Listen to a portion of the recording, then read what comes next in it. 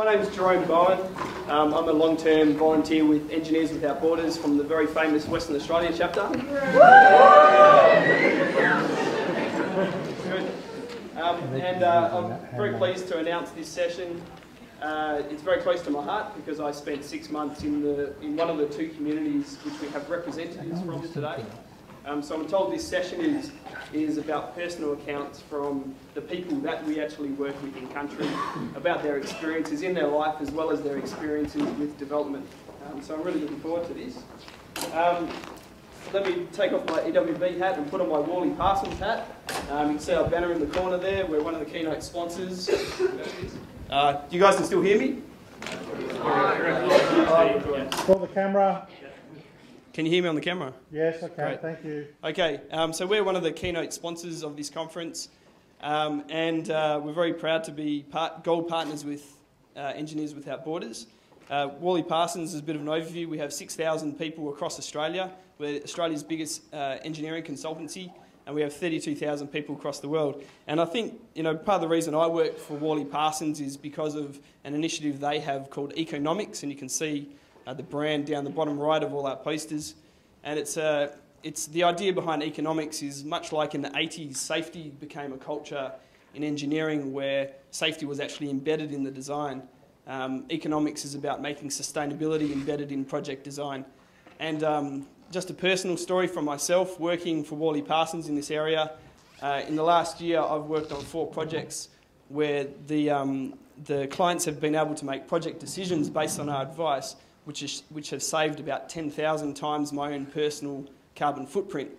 And so, I think the message is that as engineers, we have a big impact on the world, and thus a sort of an obligation to do so in a positive way. So we get a lot out of our partnership with Engineers Without Borders. We've had one of our staff members return from Laos recently, and we have Andrew McMillan, I'm not sure if he's here, departing on...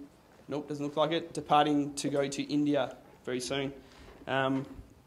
We see that our engineers can contribute effectively to Engineers Without Borders and develop their skills at the same time. And we think we can provide some good value for Engineers Without Borders as well. So our offices around the country raised about $5,000 for Engineers Without Borders this year. You can see I get confused between the two companies. I start mentioning Worley Parsons when I should mean EWB and the other way around. And volunteers work on local projects and remote support and so on. So it's a pleasure to be a sponsor. I'd like to introduce our speakers, the 4 speakers. We'd like to come to the stage. Come up to your chairs.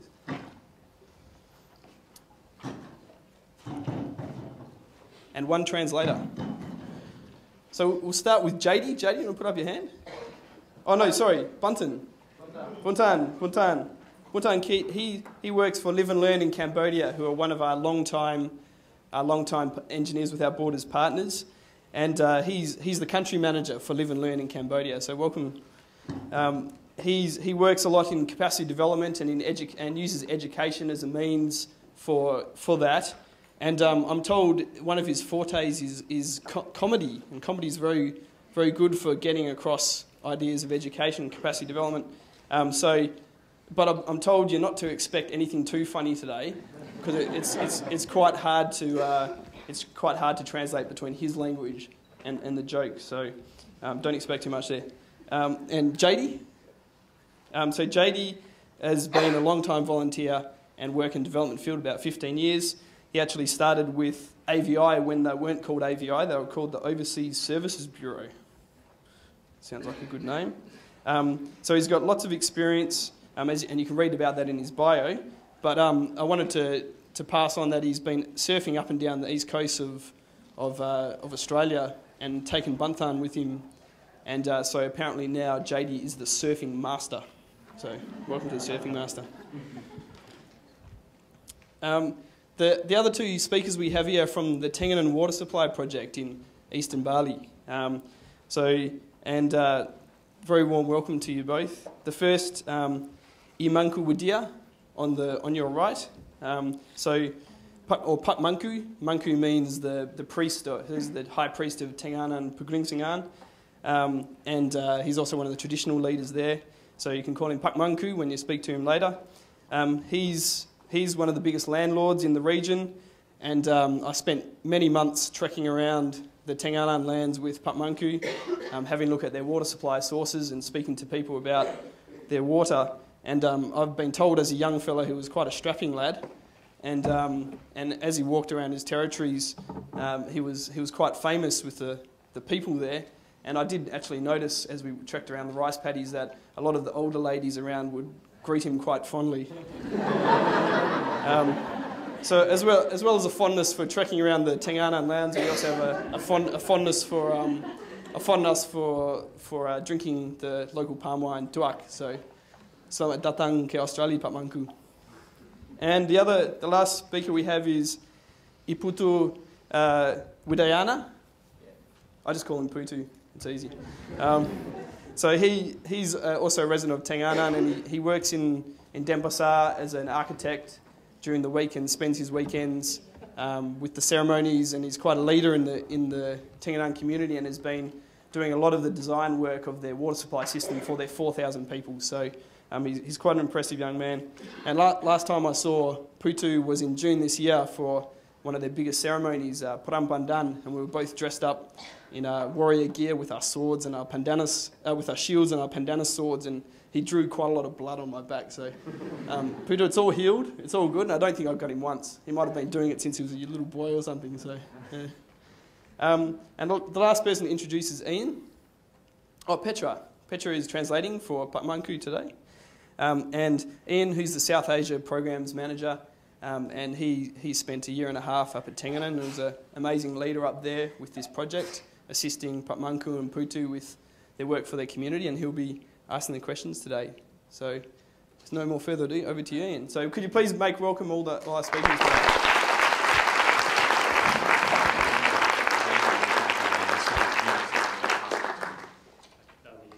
Can I not use this? Okay. Thanks, Jerome.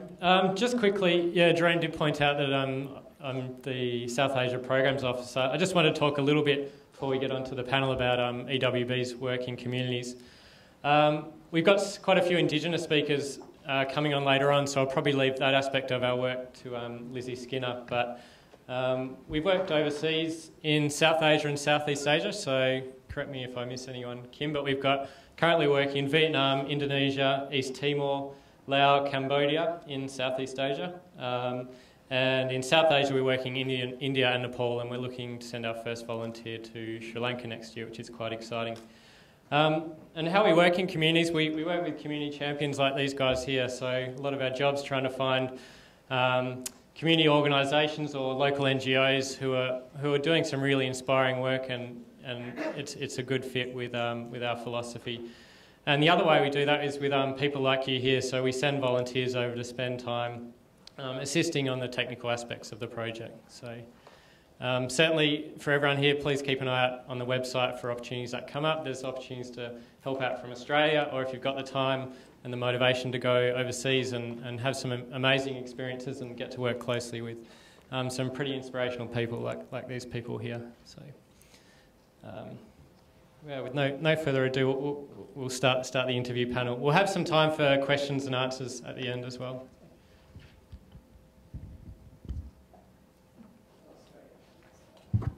So actually, I've just got one thing I want to do. I just want to get some people in the mood a little bit for what it's like for these people in the community before we get on. So I just want you all to close your eyes, and I can see if anyone's got them opened. Yeah, and I'll be looking at you.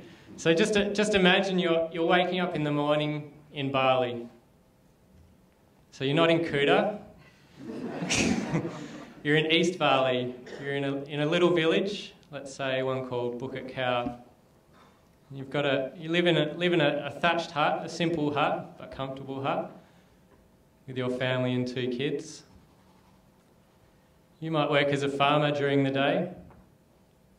Your kids make the walk to school, which might be 3 or 4 kilometres. You hear one of the 12 million roosters go off, which wake you up at 4 a.m. And you open your eyes to start your day. You can still keep them closed. So now it's time to prepare for breakfast and wash wash your kids for school, and possibly have a drink of water. But unfortunately, your nearest water supply is 1.5 hours walk away, downhill, and it's hot. So that could be the start of your day. So instead of going to work, you start your walk down the hill. You might meet a few people along the way. Not only that, but it's such a long walk down to the market, you've also got to collect your food for the day as well. So you're carrying quite a bit of weight. You collect your water and you start your walk back up the hill. So back up the hill might be another 1.5 hours. It's really hot. It's hot, it's humid. And you get to the top of the hill and you're particularly thirsty, you're particularly sweaty, and all you want to do is pour that bucket of water all over yourself and drink the other half. But instead you've got to keep that for your family for the next few days. But despite all this, you're still doing it with a smile on your face in typical Balinese fashion. Okay, now let's jump to Cambodia. So we're going to borrow Eric Campbell's, it's not telepathy, whatever the power is, the ability to transport. So now you're waking up in a village in Cambodia. And you're waking up in your floating house on the Tonle Sap. Probably some roosters there as well. You can see your neighbour's house just a little upstream from you. And you're starting your morning ablution, so it's time to go to the bathroom. And on the floating river, there's no toilets as we see it. The defecation happens directly into the river. So you might see your neighbour also doing the same thing, going to the bathroom just upstream from you. And the next thing you're going to do is collect your water from the river, right downstream from where your neighbour's gone to the bathroom. So these are just some of the challenges that, these people, I guess, that we've got sitting in front of us are going to talk about and how they approach those sorts of issues. So you can open your eyes now. Thanks. Okay. So I've just got the first question for Patmankru here. As Jerome said, Patmankru is the priest from Tengadan, and this is actually his first time in Australia and actually first time overseas. So before he came here, we were organising the passport and the visa. So just wondering if you can talk a little bit about your first impressions of our country, Patmankru. Pertama kali kalau ada di Indonesia, mungkin Bapak bisa menjelaskan kesan Bapak terhadap Australia. Kapan? Sejak datang ke sini. Kesan Bapak. Oh, kesan. Kesan. Jadi kami dulu hanya melihat di televisi dan banyak dikunjungi oleh orang-orang Australia. Ternyata Australia negara yang besar, negara tetangga yang sudah banyak membantu income terhadap Indonesia, Bali. Kemudian Australia juga membantu tentang kesehatan dan pendidikan. So Patmankru says that before he's only known Australia through the television, and it turns out that Australia is a big country, and that it has greatly helped Indonesia with its aid program.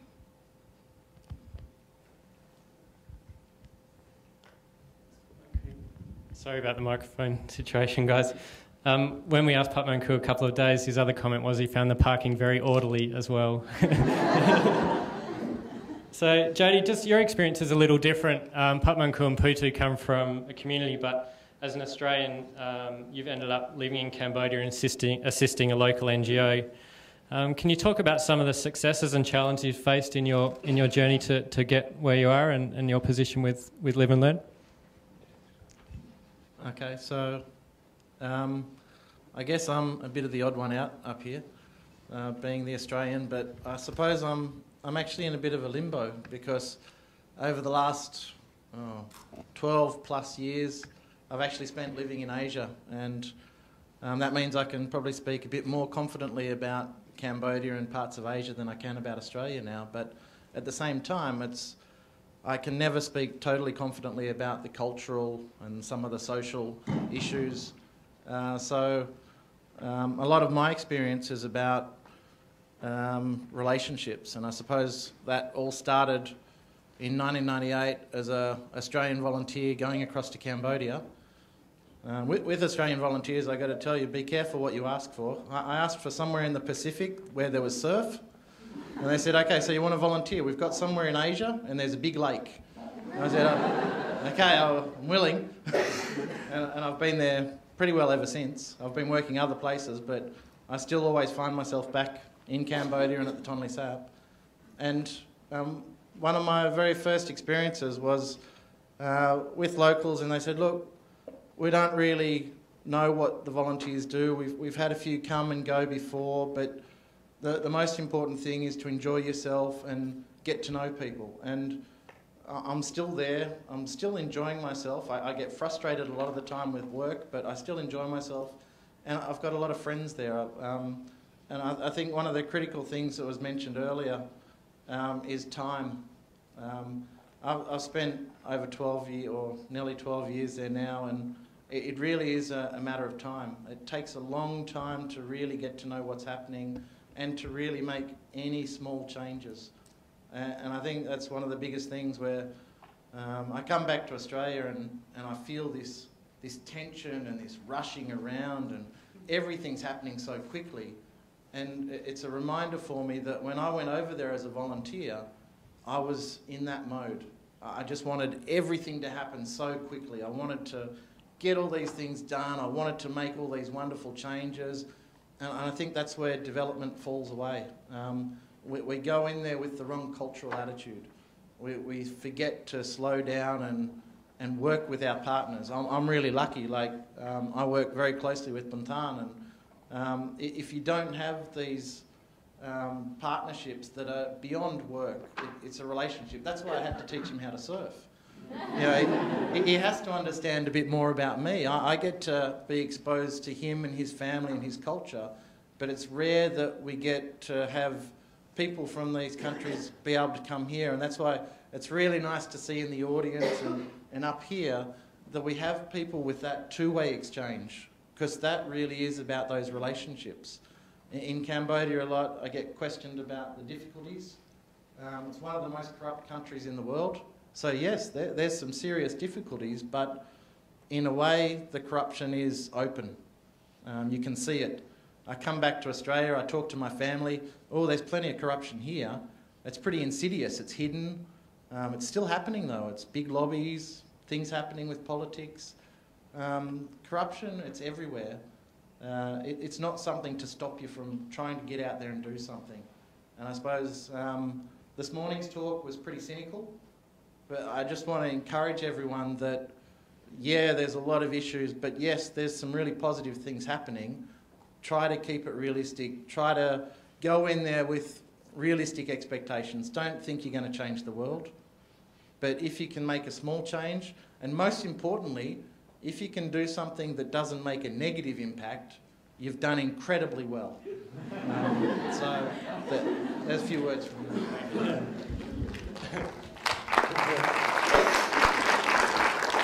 Thanks very much. And just to reiterate, just like to say, it'd be great if you all make the opportunity to engage with our visitors from our partner organisations. It's a really special opportunity to speak to them about your life and hear about their life as well.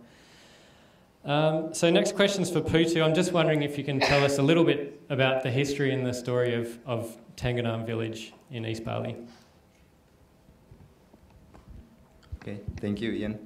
Well, before I talk about the story, I think I would like to use this occasion to say thank you to, especially to EWB for all of their help for our community in Tenganan, and then also bring two of us to here to see the what we call it, the real Australia than what we have before in Bali.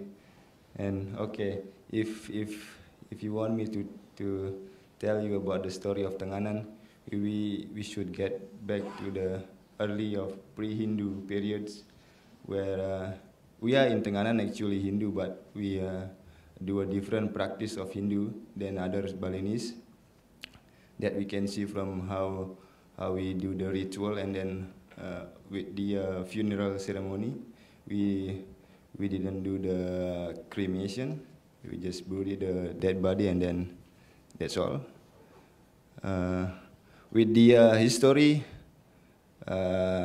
actually, the real story about the Tenganan, we don't know actually, because of the long span of time, and then what we got is just that. So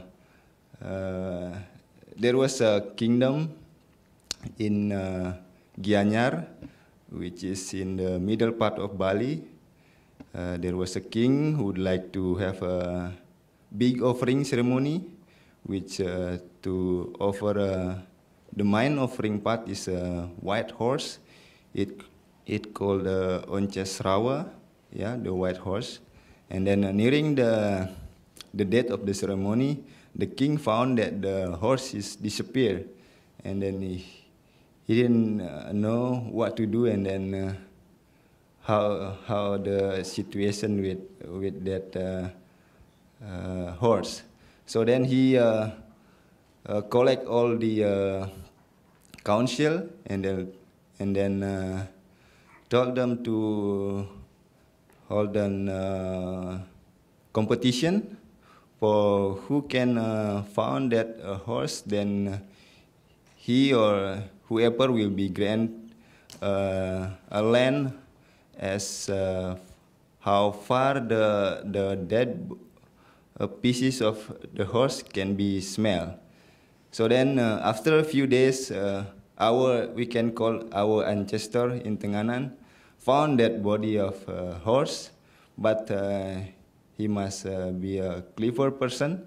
So then he cut the dead bodies of the horse into some pieces, and then put it spread away. So then he can get quite vast of land, which is now our village. So Tenganan actually occupy almost 170 hectares of land, which consists of rice field, some forest area, and then the residential area. So I think that's all, Ian, that I can. So the next question's for Patmanku. As a traditional elder of the village, just wondering if you can explain what sort of traditional and cultural responsibilities you have as the priest, and what sort of challenges your culture faces in these modern times.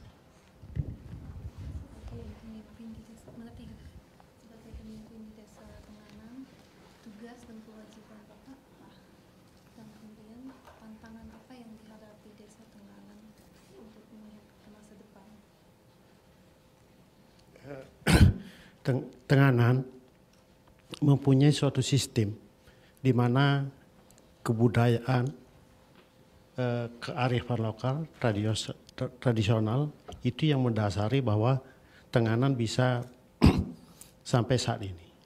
Tetapi dalam hal ini Tenganan membangun suatu sistem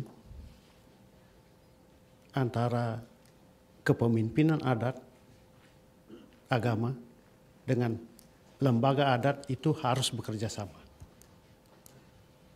Jadi bagaimana kebudayaan, kearifan lokal, tradisional itu bisa berlanjut. Okay. So in Tenganan village, there are two different institutions. There's the traditional adat institutions as well as the religious institutions. And in order to go forward as a village, they need to work together.